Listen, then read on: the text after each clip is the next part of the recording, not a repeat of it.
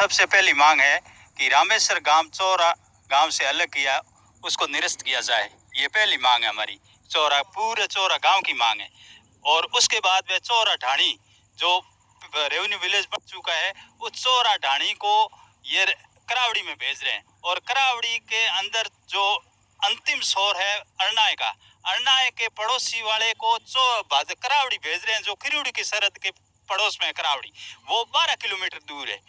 एक गांव को दूर करने के लिए 12 किलोमीटर दूर भेज रहे हैं, उसकी कोई औचित्य नहीं है। हमारा गांव चौरा है, चौरा के अंदर हमारे 1 किलोमीटर 1.5 किलोमीटर से ज्यादा किसी की ढाणी नहीं है। और जो नया रामेश्वर गांव बनाया है उसका कोई मतलब नहीं, सिर्फ राजनीति से प्रेरित होकर के इन्होंने ये गांव बनाया है, जिसका पूरे एक इस तरह का नक्शा बनाया गांव के चारों तरफ, जैसे कोई बॉर्डर की सीमा है, इस तरह से इनको गांव के चौरा गांव के चारों तरफ घुमा करके रामेश्वर गांव बनाया। अगर बना देते तो उसका 1/2 सीधा अच्छी तरीके से गांव बना देते तो भी ऐतराज नहीं होता।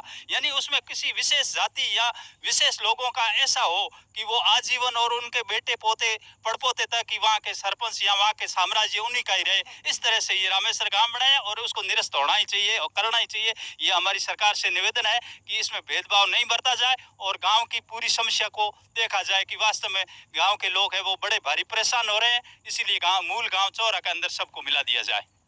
भरोसा है आज 5 एक जी का सकारात्मक रूप था उनका कि आपका गांव के साथ में अन्याय हुआ है, और हमें भी विश्वास है कि विधायक जी हमारा सपोर्ट जरूर करेंगे, चाहे राजनीति में हम कहीं भी हो, कोई किसी जगह से। हम यहाँ बीजेपी के हैं, कांग्रेस के हैं, निर्दलीय की तरफ से सभी लोग एक ही जाजम पर आज हमारे गांव की समस्या के लिए इकट्ठे हैं हम, और हम मांग करते हैं कि हमारी ये समस्या का सोल्व होना चाहिए। आज 5 ये अधिकारी गाँव के लोग बैठे हैं हड़ताल पे, आने वाले समय में और ज्यादा बढ़ेगी और ज्यादा ही तादाद बढ़ेगी। लगभग यहाँ 500,000 आदमियों की गैदरिंग, आज 300 आदमी लग रहे हैं और कल 500 आदमी आएंगे, इसमें कोई दो राय नहीं। इसलिए ज्यादा गांव के अंदर जन आक्रोश करना किसी के लिए अच्छी बात, सेहत के लिए ठीक नहीं है। चाहे राजनीतिक पार्टियां सुने, चाहे गांव के जिन्होंने ये कारनामा किया है, करतूत की है, वो सुने, ये गांव के लिए अच्छे सुकून नहीं है। इसलिए मैं ये कहना चाहता हूँ कि तीनों गांव को, इसको रामेश्वर को तो बिल्कुल अभी तक ऐसा कुछ नहीं हुआ है, फूल ही नहीं आए इस गांव के, तो इसको तो निरस्त अभी मान लिया जाए और चौरा ढाणी को भी इसी में चौरा के अंदर ही रखा जाए, करावड़ी का अंदर नहीं भेजा जाए। दिनों से गांव के लोग संघर्ष कर रहे हैं।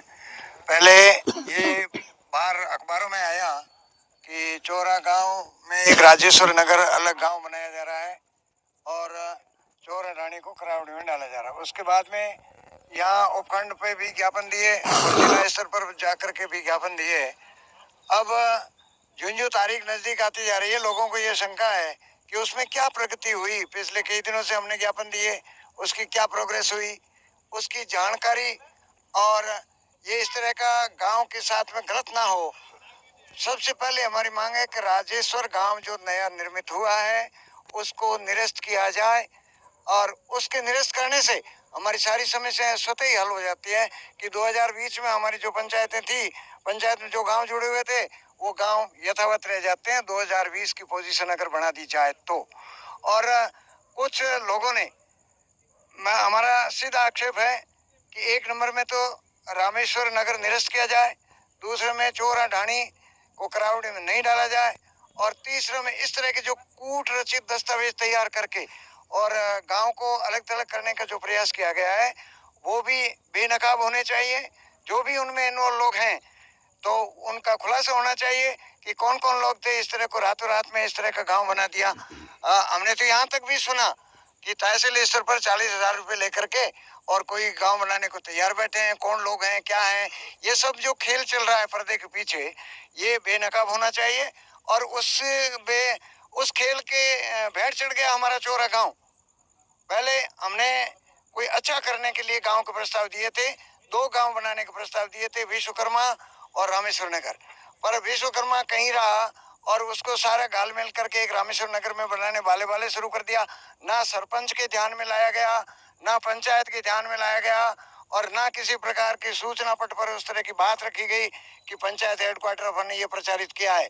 उसके बाद में हमने ग्राम सभा भी की और ग्राम सभा में यह प्रस्ताव लिया कि गांव को निरस्त किया जाए। जब गांव नहीं चाहता है तो जबरन गांव बनाने की जरूरत कहाँ है। इसलिए गांव की सुविधा तो है, रामेश्वर निरस्त कर दिया जाए और चौरा ढाणी को करावड़ी में नहीं डाला जाए। उसमें सारे लोगों की सुविधा रहेगी। 10 किलोमीटर दूर भारतमाला को लांग करके और लोग कौन से हेडक्वार्टर पे आएंगे? पंचायत के 10 से 15 किलोमीटर लोग चल करके नहीं आ पाते। गवर्नमेंट की मंशा है कि 2.5 किलोमीटर दूर पर हेडक्वार्टर होना चाहिए पंचायत का। उस तरह से अगर गांव निर्मित होकर के गांव बनता है तो जनता को फायदा होता है, वरना फायदा नहीं होता है, आम जनता को नुकसान होता है। कुछ मेरे जैसों को फायदा हो जाए तो उससे उस फायदे के लिए गांव की टूटन नहीं करनी चाहिए। हम इसलिए तो रामेश्वर नगर को बनाया है, इसको एक राजनीतिक षड्यंत्र है। राजनेताओं ने अपने रोटियां सेकने के लिए, अपनी राजनीतिक मांग को अपने पास में रखने के लिए उन्होंने बनाया है।